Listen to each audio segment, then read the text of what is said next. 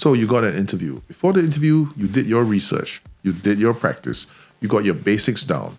On the interview day itself, you arrived at the location early. You greeted your interviewers with a warm smile. You thanked them for this opportunity. You did everything right so far and you made a good, positive first impression. Well done.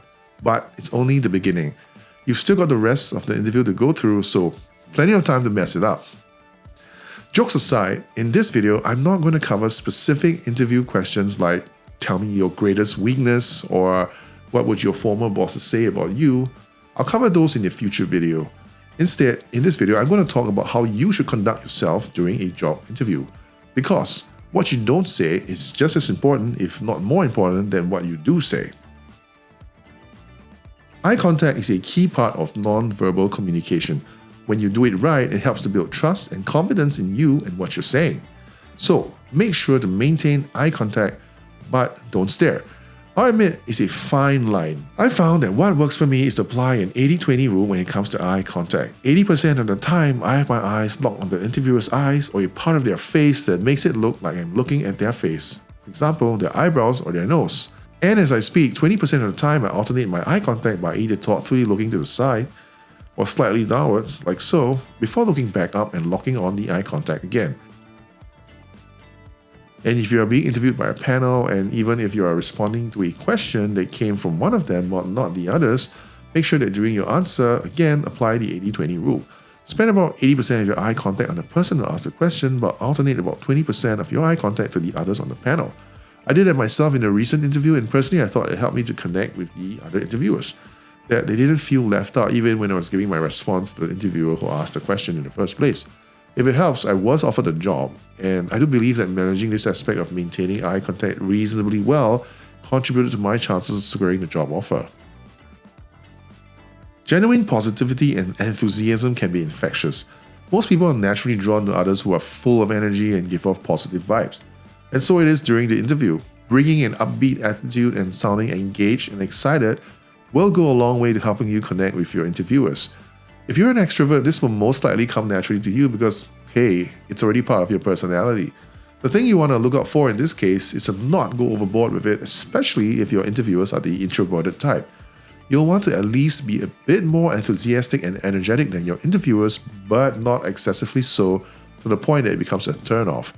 And if you're an introvert, you have to get out of your shell at least for that hour or so that it takes for the interview. After that, you want to hide somewhere by yourself to recharge your batteries. I know, because I'm like that too. But during the interview, you've got to be positively brimming with energy and light that spark in you that unleashes the inner passion inside. Even as an introvert, it's possible to be that way, but you really have to bring it, and it could make all the difference. Don't speak so softly that the interviewers have to strain to hear what you're saying. But don't speak too loudly either, as if you're an army sergeant major shouting commands to his men. There is a Goldilocks level of volume that's just right. You have to experiment. Practice speaking your answers to a friend and get feedback from them. Or record your answers into your phone so that you can hear how you sound for yourself and adjust accordingly.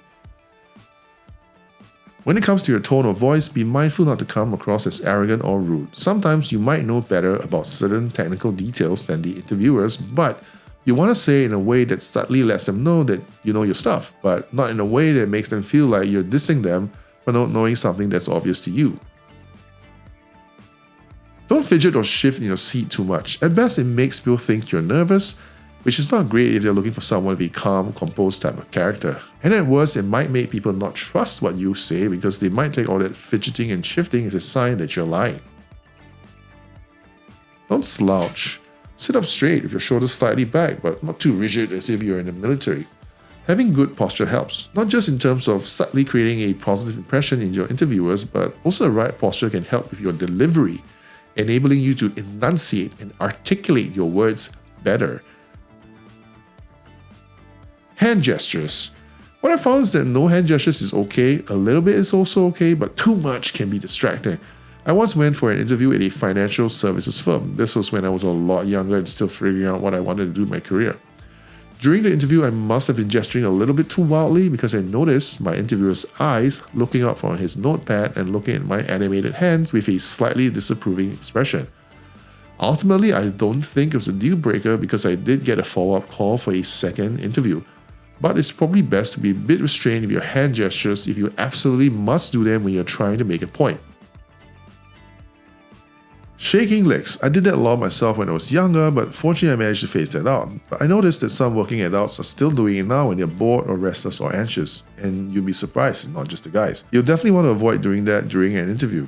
You have to be aware of whether you're doing it in the first place or not, of course.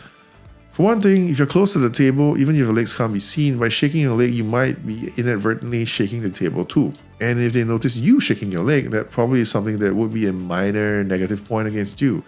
In the big scheme of things, it probably wouldn't be a key decision factor, but every little bit helps.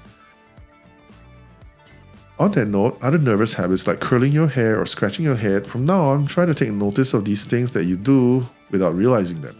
Alright, that's all I could think of when it comes to being on your best behavior during an interview. Obviously, many of you will have your own tips and advice. Or maybe you disagree with some what I shared, or you have a specific question about interviews that you like answered. Feel free to leave a comment below and I'll do my best to answer. If I don't know, I'm not going to pretend I do. I'm just going to refer you to someone more qualified. With that, I hope you found this video useful. If you did, hit that like button as it helps this channel to grow, and hit the subscribe button too if you want to stay updated for more videos on career advice, tips and support. Thanks for watching. See you in the next one. Bye for now.